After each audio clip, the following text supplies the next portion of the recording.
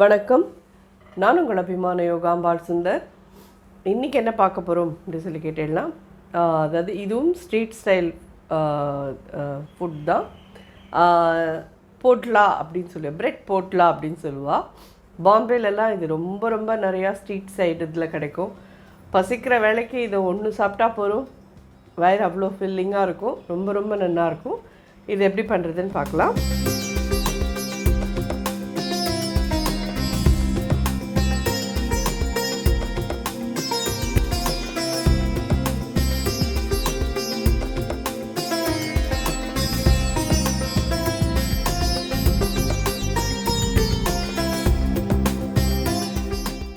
கடலை மாவு 1 கப் எடுத்திருக்கேன். 1/4 டீஸ்பூன் மஞ்சள் பொடி போடுறேன். ப்ரெட்டில் உப்பு இருக்கும், சீஸ் வேறு போட போகிறோம், அதனால் உப்பு பார்த்து போட்டுக்கோங்க.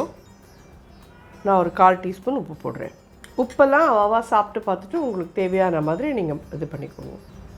ஜஸ்ட் ஒரு சின்ன பிஞ்ச் காரப்பொடி. நம்ம பச்சை மிளகாலாம் அந்த இதுலேயே போட போகிறோம்.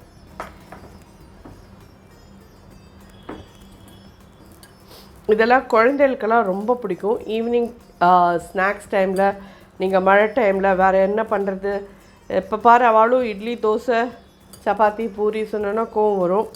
ஸோ இதை நீங்கள் வீட் ப்ரெட்டில் வேணாலும் பண்ணலாம், உங்கள் சௌகரியம் போல். அது இதில் 1 கப் மாவு எடுத்துட்டுருக்கேன்னா ஒரு 1/2 கப் தண்ணி விட்டுக்கோங்க ஃபஸ்ட்டு.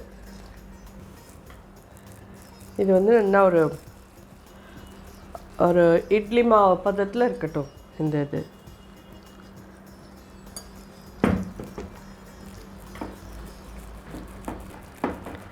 லம்ஸ்லாம் இல்லாமல் நல்லா கரைச்சிட்டுருக்கோம். 1 கப் கிட்டே தண்ணி விட்டுருக்கேன். இப்போது பார்த்தீங்கன்னா இது நம்ம தோசை மாவுலாம் எடுத்து விட்டோன்னா எந்த மாதிரி இருக்குமோ அப்படி இருக்கு பாருங்க. இந்த மாதிரி கன்சிஸ்டன்சி இருக்கணும். இதில் எந்த ப்ரெட் வேணாலும் எடுத்துக்கோங்க, உங்கள் சௌகரியம். வீட் ப்ரெட், ஒயிட் ப்ரெட் எது இருந்தாலும் உங்களுக்கு எது பிடிக்குமோ அதை எடுத்துக்கோங்க. கொஞ்சம் கல் காயட்டும். இதில் இந்த ப்ரெட்டை டிப் பண்ணுங்க.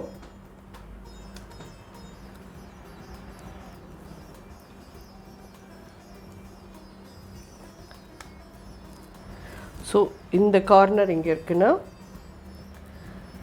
இந்த கார்னர் எப்படி வச்சுருங்கோ. இந்த 2 இதுவும் ஒட்டின்னு இருக்கணும். ஸோ கேப் எதுவும் இல்லாமல் கடலை மாவு எடுத்து விட்டுருங்க. இதில் நல்லா ஃபைனாக கட் பண்ணிக்கோங்க. வெங்காயம்,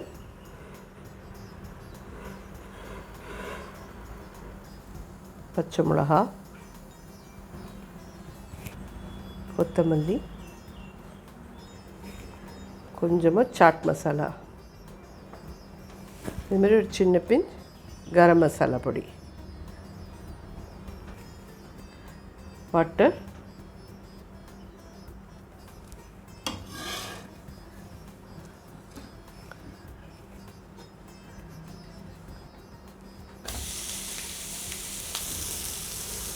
அடுப்பு சின்னதாக வச்சுக்கோங்க. ஸோ அந்த ஆப்போசிட் சைடில் நம்ம வெங்காயம்லாம் போட்டிருக்கோம். ஸோ அது வதங்கிறதுக்கோசரம் அடுப்பு சின்னதாக இருக்குது. அது பாட்டுக்கு அப்படியே ஆகட்டும். எல்லாத்தையும் ஒரு ஃபியூ மினிட்ஸ் டைம் கொடுத்து பண்ணினேன்னா கரெக்டாக வரும். அது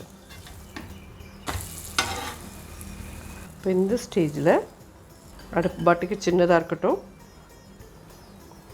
சீஸ் நிறைய கிரேட் பண்ணிக்கோங்க. என்ன சீஸ் அப்படின்னு கேட்டேன்னா, அமுலெல்லாம் குட்டி குட்டியாக கிடைக்குமே, க்யூபாக, அது வேணாலும் வாங்கிக்கோங்க. இல்லை பீஸாவோட சீஸ், எது உங்களுக்கு சௌகரியமோ அது வாங்கிக்கோங்க. உங்களுக்கு எது கிடைக்குமோ அதுதான். ஸோ இப்போ கொஞ்சம் அடுப்பை பெருசு பண்ணிக்கிறேன். இதையும் கட் பண்ணுறோம். ஃபுல்லாக கட் பண்ண வேண்டாம், அப்போ தான் இதை மடக்க முடியும். அதனால்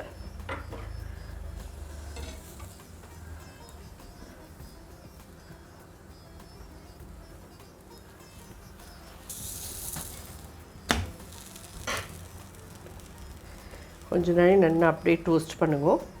ஏன்னா உள்ளுக்குள்ளே இருக்கிற அந்த சீஸ்லாம் நல்லா மெல்ட் ஆகிக்கும்.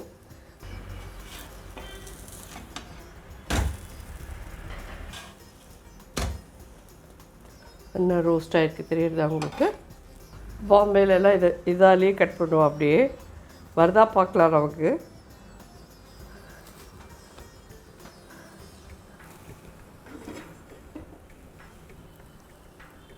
தெரியுறதா? ஜோராக ரெடியாக இருக்குது. ஸோ இதை எடுத்துடலாம். தெரியுறதா? உள்ளுக்குள்ளே சீஸ் நல்லா மெல்ட்டாகி எப்படி இருக்கு பாருங்க.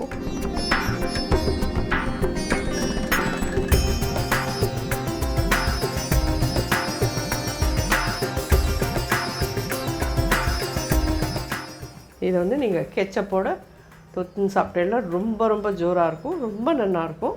நிச்சயமாக ட்ரை பண்ணுங்க எல்லோரும். அதாவது ஒன்று ஹெல்த்தியாக சாப்பிட்டோன்னா ஒன்று வந்து இப்படி சாப்பிட்லாம், அதனால தப்பு கிடையாது. ஸோ நிச்சயமாக ட்ரை பண்ணுங்க. நீங்கள் ப்ரௌன் ப்ரெட்டில் வேணாலும் இதை ட்ரை பண்ணுங்க. பட்டர் வேண்டாம் எங்களுக்கு அப்படின்னு சொல்லுவா, நீங்கள் கொஞ்சம் ஆயில் விட்டு வேணால் பண்ணிக்கிறீங்களா பண்ணிக்கோங்க. பட் சீஸ்லாம் இருந்தால் தான் அந்த டேஸ்ட் வரும் உங்களுக்கு.